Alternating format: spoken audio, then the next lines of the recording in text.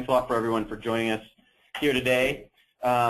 Just want to level set on some expectations for this particular webinar.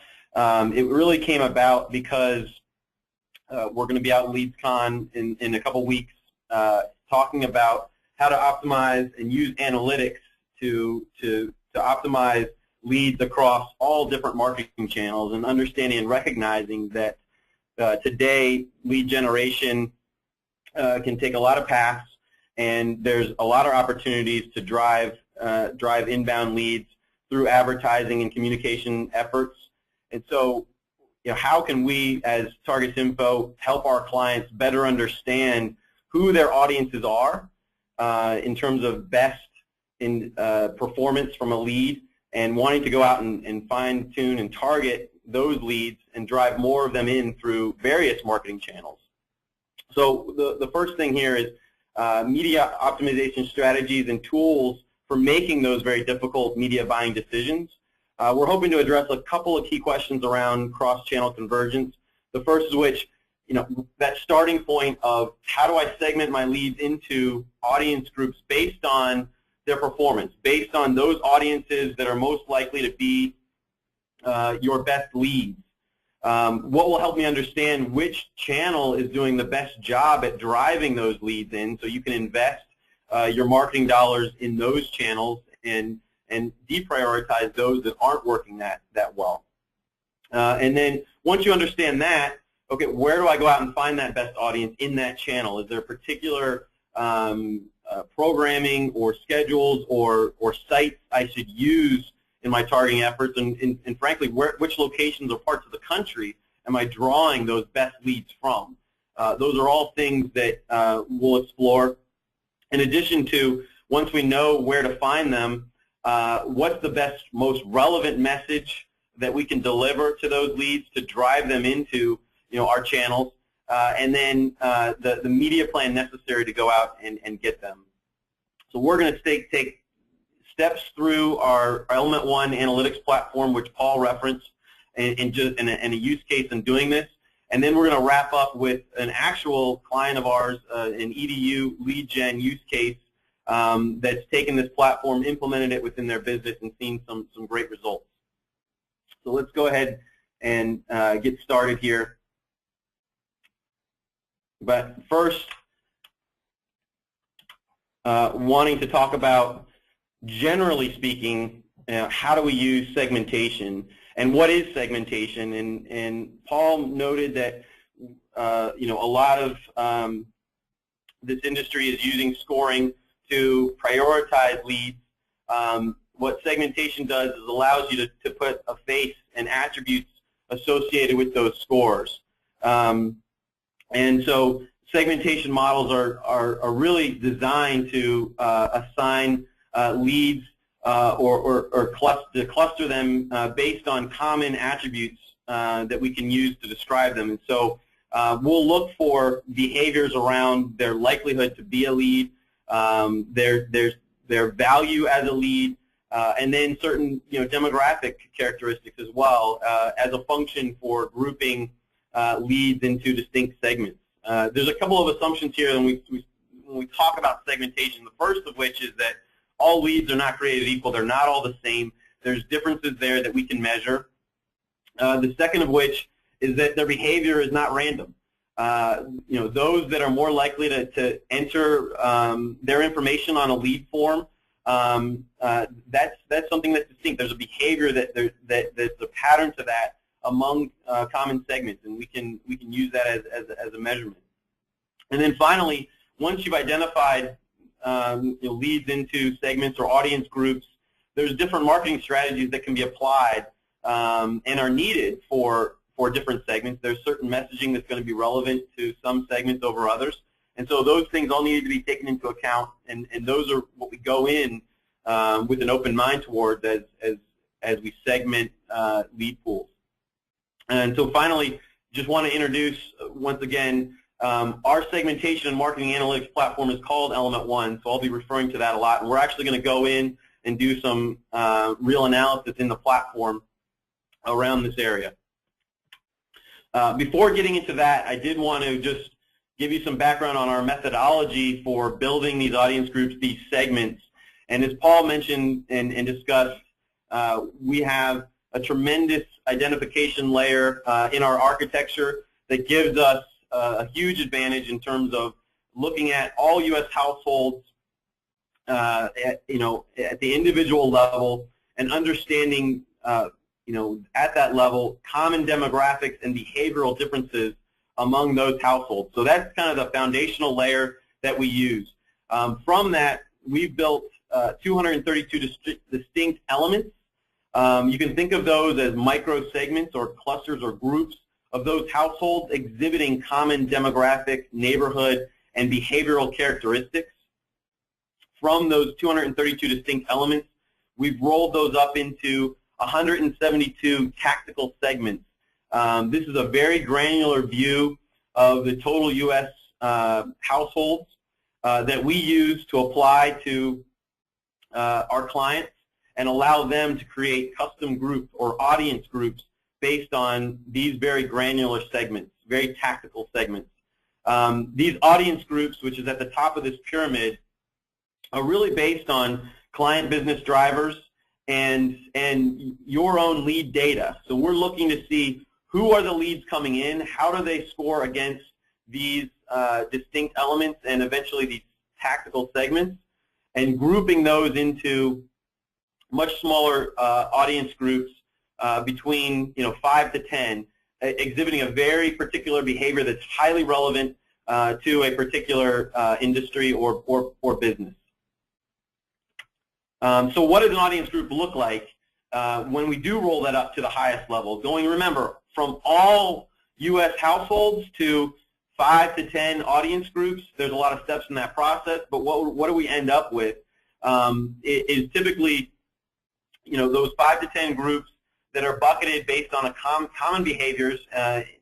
For lead gen, and in this industry, we'll use their likelihood to fall into a particular lead group, and then also certain desirable characteristics about that lead. So, for example, if we're looking for leads in the auto industry and for premium automobiles, we're looking for higher incomes potentially and disposable income, in those leads to make them higher quality.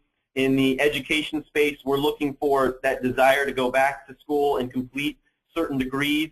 So those are characteristics that we're looking for in conjunction with their propensity to be a lead for a particular generator. And so in this example, we've broken leads out into common groups based on their affluence and using income as a descriptor for different audience groups. But we can certainly take that across a variety of demographic factors as well as behavioral and attitudinal dimensions to create custom groups for our clients. So with that background and understanding, and didn't want to spend too much time on that, I want to dive into our Element One platform and take you through an example of a segmentation project for understanding some leads.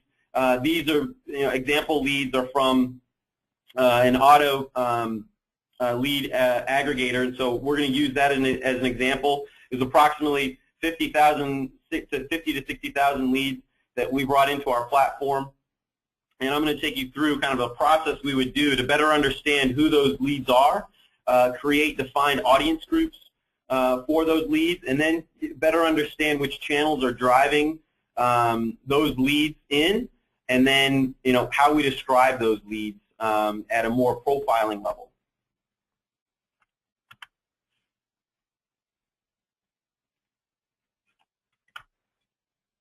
So this is our Element One platform, which is all web-based, no custom client installation needed.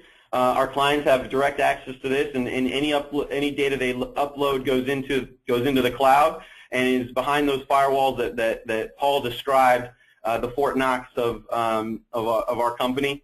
And so we keep that data highly secure at all times.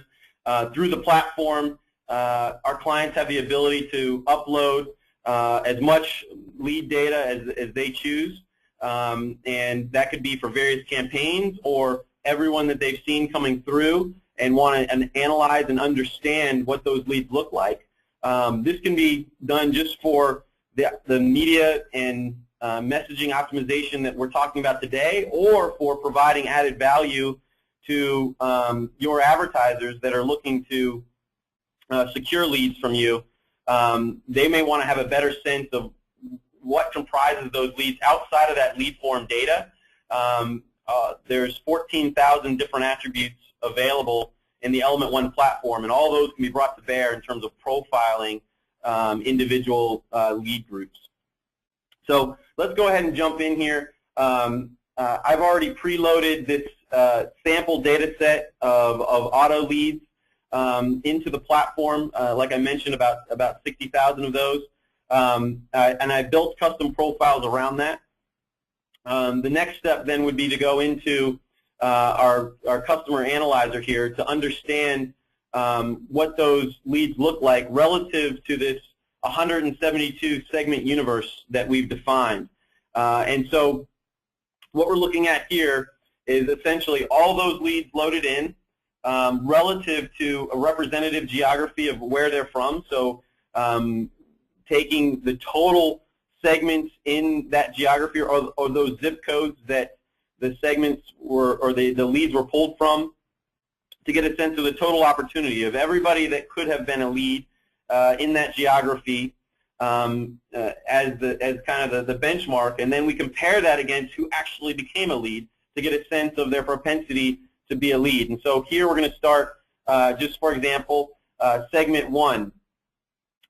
In the representative geography that this generator was pulling from, there were 133,000 households, which represents about 1% of that geography. There were 501 leads that came out of that group, which is about a 1% composition, a 0.38% penetration rate, and an index on penetration of right at average, so right around 100. So for this segment 1, they're just as likely as average to be a lead as any other segment of the 172 that's here. So let's look at segment 88 here, which is exhibiting almost a 3 times propensity to be a lead. Let me scroll down here so you get a sense of segment 88. They comprise approximately 80,000 households in the geography, and they're making up 902 of the leads, which is a penetration rate of almost 3 times the average. It's 1.14% and an index of 296. And so right off the bat, we can look across all these leads and understand which ones are performing better than others, and giving us a sense of who you would want to target with your marketing message and dollars. You want to go after segments that are exhibiting higher propensity to be leads for you, rather than ones that are under-indexing. Here you can see some examples. Segment 148, where there's 0 leads in segment 148. There'd be no reason to go marketing to segment 148, since there's very low likelihood that they're going to be a lead, an eventual lead. So when you're looking to generate leads, you would look to the segments exhibiting that higher propensity to become leads. And I can sort all of these here by that propensity. And as you can see, it skews here on the left side towards the highest indexing segments, and over here on the right are those that would be kind of non-targets for a marketing message. And so, scrolling back up to the top here, looking at segment 88, again, a 3 times likelihood of being a lead. What do they look like demographically? And this is just kind of a summary here, but average income of about $60,000. They're 46 years old. 75% of these households have children. 50% are homeowners. Cost of living is relatively inexpensive for these segments, and their urbanicity is a 1. That's the highest urbanicity, meaning the population density in which that segment tends to live is very high. Urbanicity of 1 is the highest urbanicity, with a 5 being the lowest urbanicity in most rural, kind of small town living populations. So just by loading in that lead list, we immediately know the segments more likely to be leads and what those segments look like. The next step in the process is to create those audience groups we talked about in the methodology portion, where we're looking at these 172. 172 is great. It's very granular, though, and it's too granular to really develop an advertising campaign, and certainly too granular to develop a media buy against. And so what the platform allows you to do is group segments that are exhibiting a common behavior together. And so what I've done is grouped the segments with high propensity to be leads, so high indexing segments here, that also, remember, these are auto leads. And so let's say this auto lead generator was looking to group leads or value them based on income levels and discretionary income, an ability and buying power for them to purchase a new vehicle. And so they set a threshold of having an average income above $50,000 annually. And so what I did is I created a few custom groups, primary target, which was high propensity to be a lead and high income, and then the secondary target was high propensity to be a lead but lower income, and then on down the line. So created those custom groups, and we can pull those groups up here in the platform. And what this does is shows those segments grouped now by those characteristics. So I created this primary target here that has a average index of 182, so twice the propensity of average to be a lead. Clearly a segment worth targeting from that perspective. You'd spend $1 on this segment in marketing for every 2 that you'd spend on average for other segments. And this non-targeted bucket down here, which is exhibiting a 50% less likelihood to be a lead, will cost you $2.50 for that 1 that you'd spend on a primary target here, segment 1.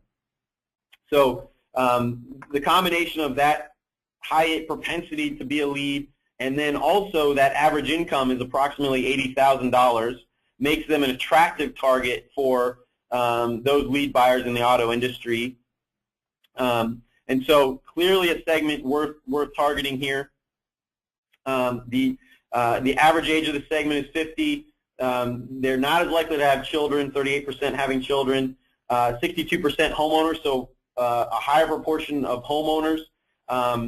And cost of living is pretty average there, a lot of affordable housing, and urbanicity of 2.5, so somewhat urban, moving out more towards the suburban areas is where this target tends to live.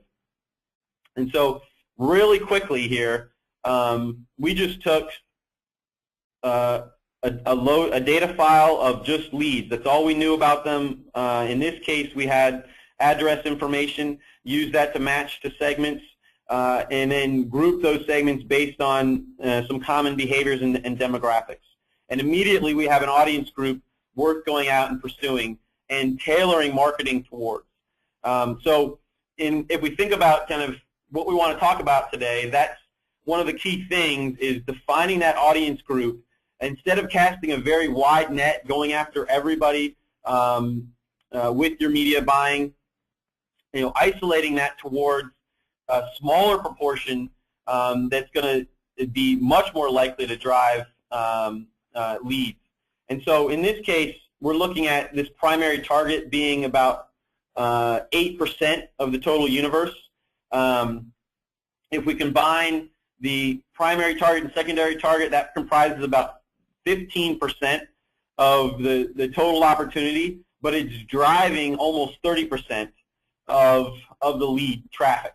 So you can get a lot more bang for your dollar, higher marketing ROI, and investing and going after these 2 targets, or even the top 3 targets, than going after everybody equally through those channels. So let's talk about channels. Again, and the next thing we wanted to look at was understanding which channel was driving the best audience. And so what I've also done, and was included in this lead file, was the source of acquisition. And so it's important and understand that a lot of buys are done today through, and leads are generated through the online channel, through display and search. Those are certainly 2 channels we'll take a look at. But some alternative channels are starting to emerge. DRTV, although expensive, is being used by several lead generators. FSI inserts in newspapers and magazines is also driving leads, as well as even the DM channel is being used. So in this example, I've taken all those channels to see which of those are really driving more traffic for this provider. And so I'm going to start with the display leads here, broken out by these same groups. What you see here is display. If we think about the proportion of these leads, it's representing 40% of these leads. So it's a significant channel. It's not one that you'd necessarily want to drop, but it is one you could work to optimize a little bit better. And so what I'm looking at here is group 1, your primary target for this example, is actually less likely to come in through the display channel. So where that display and that retargeting is being done today is not as effective at driving this primary target to the site. And so we're seeing it's doing okay with the secondary target and hitting on the secondary target. Actually, the secondary target is the one that is most likely to come in through this channel. But so definitely some opportunities here to better optimize this display advertising and pinpointing that target there. When we look at it overall, though, we don't see high skews across these indices. So as a channel, display is driving a lot of volume, and you're not seeing a lot of differentiation across these segments. What you certainly don't want to see is your display driving these non-targets, because that's money wasted. The non-targets are 50% less likely to be leads, and so it's wasteful to be investing in advertising directed that's driving into those non-targets. When we look at a few other channels here, we can also see similar analysis. So looking at search, knowing that that's also paid search being a key contributor. How is paid search doing? So the blue is representing display leads. The green is those that are coming in through that search channel. And again, non-targets here are filling up, are more likely to come in through that search channel than average. Not doing well with the primary 2 targets when it comes to search. And so again, keywords there, other ways of driving leads through the search channel and areas for optimization. If we're looking to optimize around those segments most attractive to the business, some areas of improvement are needed. And then, so looking at alternative channels, those that are coming through to the site directly,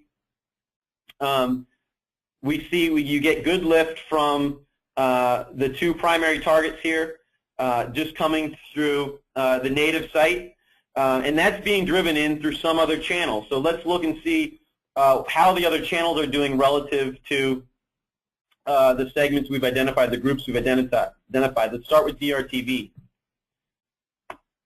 So DRTV as a channel, we see is not doing well at driving our 2 primary targets to the site or to telesales. They're under-indexing on the primary target and significantly under-indexing on our secondary target here. Not, as a channel, not one that, and knowing how expensive that channel is, not one that's performing very well for us. When we look at FSIs, again, it's doing okay. It's doing a little bit better with our primary target, but not very well with our secondary target, where FSIs are really having an impact, as you can see here on this chart, is with the above average leads. So, as a channel, this isn't a bad one because it is driving those segments that are showing a slightly higher propensity to be leads, and to investigate there and understand how you can drive success more so in the primary target. And then finally, let's take a look at DM as a channel.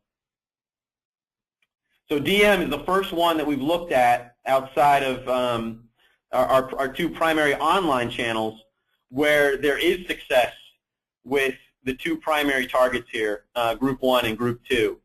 And so what that tells you is there's some opportunity through that DM channel to really drive some highly qualified leads into the funnel.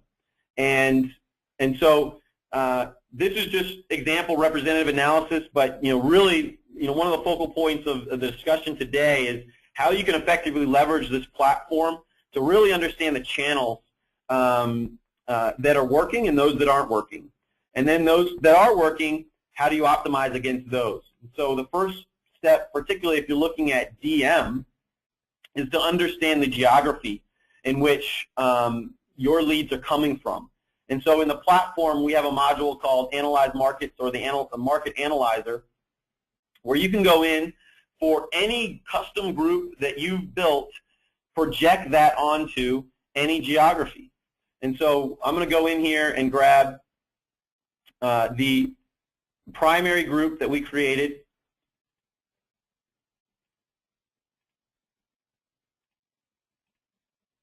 And it's going to default to total U.S.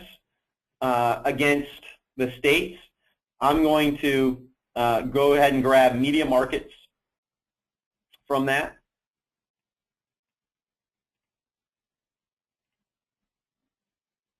And you can see this is processing very quickly. This is all real time. Looking at the media markets in which the highest concentrations of my primary target fall. So for online, you can do some very sophisticated geo-targeting. Once you understand the zip codes where your best leads are coming from, and optimize that way. For local search, you can leverage geography for that.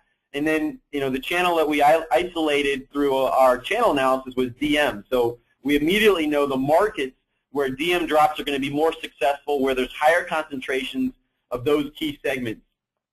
New York City, for example, we're looking at over almost 8 million households in the New York market. 1.6 million of those households, or roughly 21.6% penetration rate, falls into our primary target group. Remember, they only make up 7% of the total U.S., so finding a market where you can get to 20% penetration is very good, and that's actually 4 times the size of this segment, and one we're targeting. And you can take this down all the way to the block group level in the Market Analyzer. And for those that are more visually oriented, you can plot this on a map and see where these high concentrations or hot spots are relative to core groups. And so quickly here, we see the areas of the country highlighted in the darker orange, which are the top decile for their concentrations of our primary target. And you can see over here in the Northeast, New York City being that dark orange. And then there's the light kind of yellow areas of the country where you would certainly want to avoid any geo-targeting and any direct mail efforts, as you're not going to get cost efficiencies in those areas. And I'm kind of racing through here. I did want to show you kind of where to find them, and now quickly I want to go into better understanding those targets. I mentioned we identified some channels to explore. There's better ways to optimize those channels, though, through programming and also, where you're placing those buys. So the first thing I wanted to show is in this Describe Targets module. We take all 14,000 of those attributes and we associate those where certain segments are highest indexing and ranked at the top to really get a good sense of the profiles of those target segments. And so for this primary target group that we established, let's look at the demographics. We already know that their average age is around 55, but what we can also learn is that there's a higher skew of Asians in this population. They're in the finance and insurance industry. They have very expensive homes. They were showing here a home value of $1 million. I wouldn't put a lot in that. They're high indexing for that, but it's only about 1% of this segment in million-dollar homes. But overall, they do skew high towards home value and higher incomes. And part of that is based on their occupation. This module shows you where they're highest ranking and where they're lowest ranking, so you can get a sense of what they are and what they're not. And they're not a segment that doesn't recycle. They do recycle. They also are not a low-income segment. We can see that as well. We can dive into certain categories as well when we look at the automotive space. So now we're looking within this segment to understand what's relevant to them and who we want to sell these leads to. And for this segment, they're over-indexing on Honda as well as Nissan and the Accord specifically. And so we know that this is a segment that favors foreign Japanese automakers over domestic, with the exception of the sport utility category where they do prefer domestic. So depending on vehicle type and make would orient where you potentially could route these leads, and certainly a value when profiling a lead coming through the door and creating those audience groups, as a baseline. You could take particular components of the category to be factors of influence in building those groups. So taking that intelligence into how you're profiling, grouping segments together. I do want to showcase the media side of this as well. So for internet and to inform internet buying, when we look at what are some of the sites that this segment's more likely to go to relative to the other segments or groups or audience groups that you've created. This one in particular, we saw the high association with the New York geography, so it's not surprising that they're going to the New York State sites. Also New York Times, they're going to Hotels.com, Fox Sports, NBA.com, Delegate.com. This is a social segment. They're on Twitter. We can see much of this just looking at their online behavior. Well, we can look at where they're not. They're not on a lot of the job websites. When we look into, since we're exploring direct mail, what are some of the magazines that they're doing, just to give you a sense of copy and content that'll be relevant to this segment. They're, again, the New Yorker pops for this segment, Vanity Fair, Town and Country. I'll highlight Playboy here only because the last time I did a webinar, the segment also read Playboy, so maybe that's a common theme for the segments that I identify in these examples. But this segment is also into health and health issues, Men's Health and Health Magazine. Again, you may not, we saw that FSI was successful with that average audience group, and so maybe a way to boost that up with this top segment would be through some of these publications that are popping here for this group specifically. So another way to optimize there, just to showcase TV quickly, because there's a use case I want to get you guys through as well.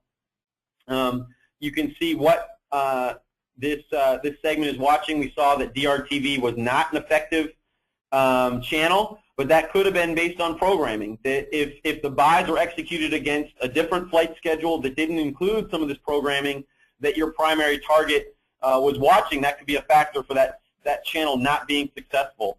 And so there's a way, and media organizations can utilize this data in executing those media buys on your behalf to drive those leads through that channel to you. So, for example, they're watching soccer. We saw the sports affiliation with NBA.com, and they're also watching a lot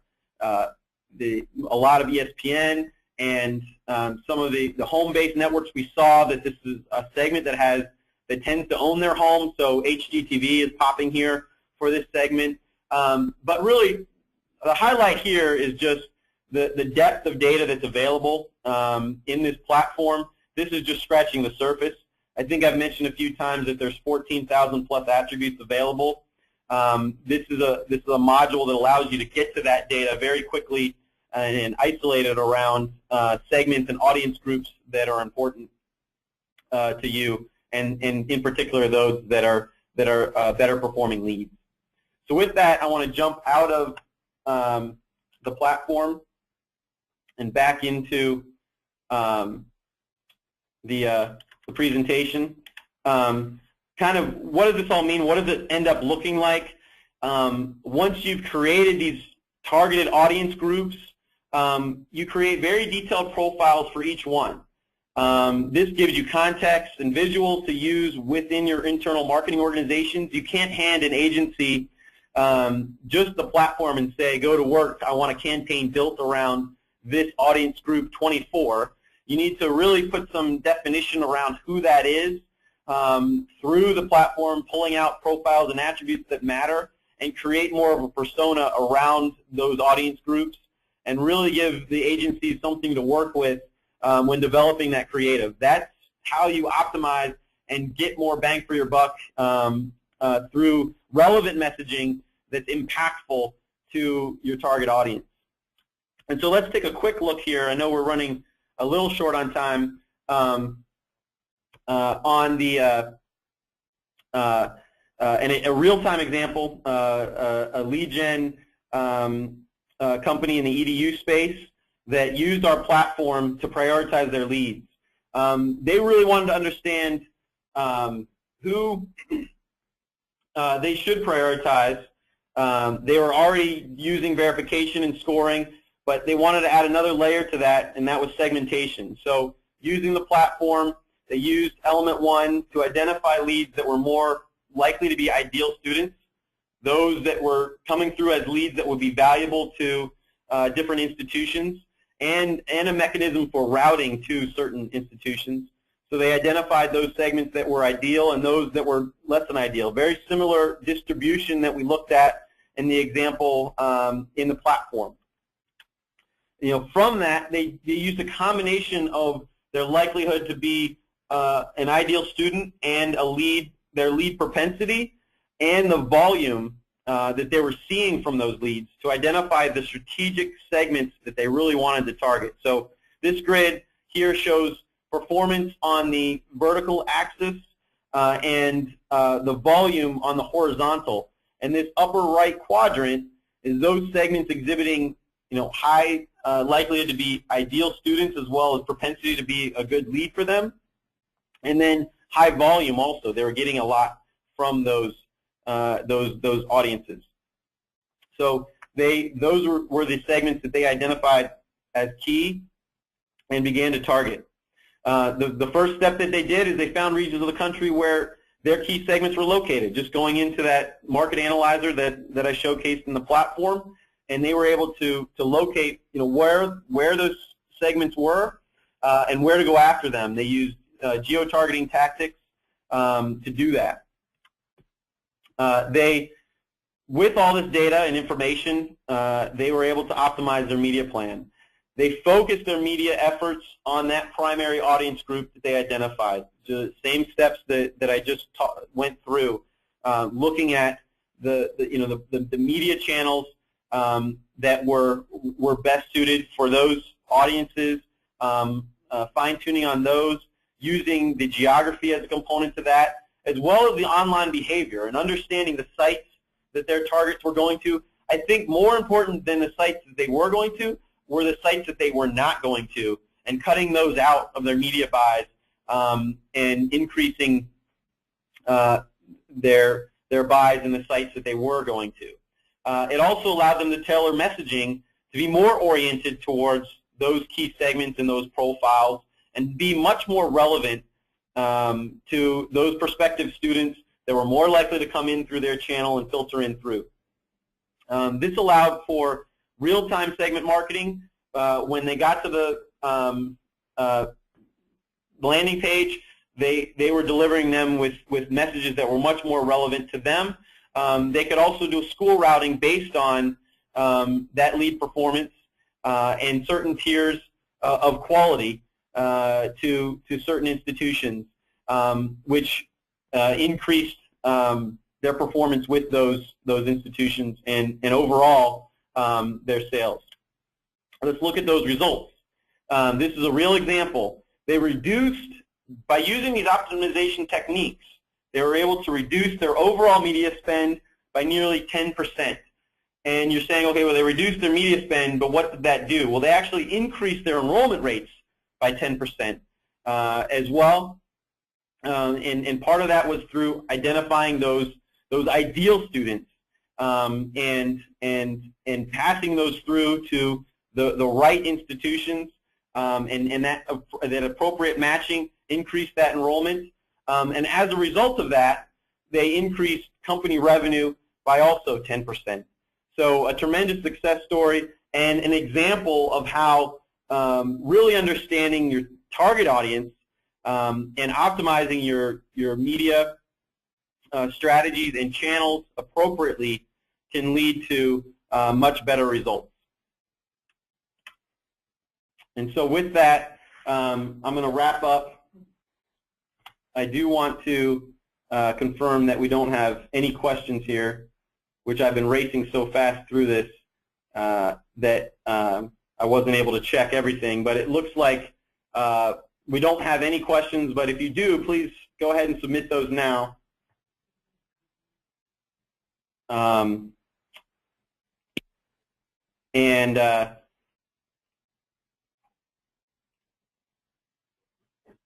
Okay, I got a question here.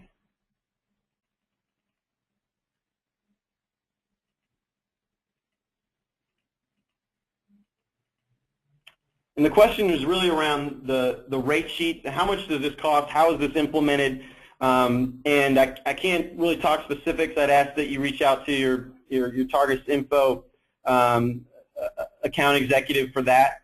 But generally, the platform is licensed on an annual basis.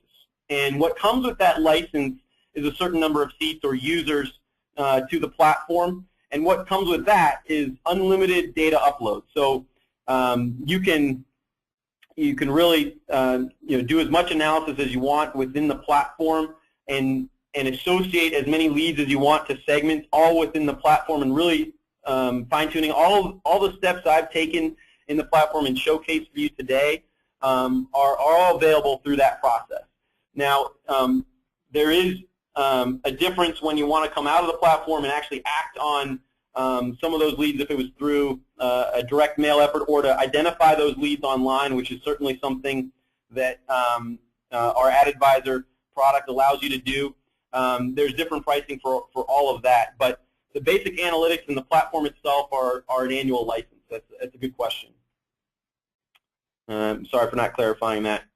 I did want to just, because we're kind of going short here, highlight that this is a webinar series that's ongoing. This is our second that we've done. We're going to continue to do these throughout the year. Our next one, as Paul mentioned, will be Wednesday, May 30th, and the focus there is putting customer intelligence into action. It'll be similar to this one in that respect. But certainly if you have feedback or a topic that you're very interested in, we'd be happy to put something together and get that out to you guys. We're looking for your feedback on that. We'll be at, as I mentioned before, on a panel at LeadsCon talking about this topic. So if you're going to be out there, definitely try to hook up with that. And we'll also be at booth number 400 at LeadsCon. So please come by and see us, and we can talk more specifics about the platform and the capabilities that TARGUSinfo has. And so with that, I think we'll go ahead and wrap up here. Contact information's here. Please don't hesitate to reach out with any additional questions you have about the topics here today. I apologize for rushing through some of it, but certainly don't hesitate to reach out. And I really appreciate your time and hours, a lot to give up to go through this, and hopefully you got something out of it. Thank you very much.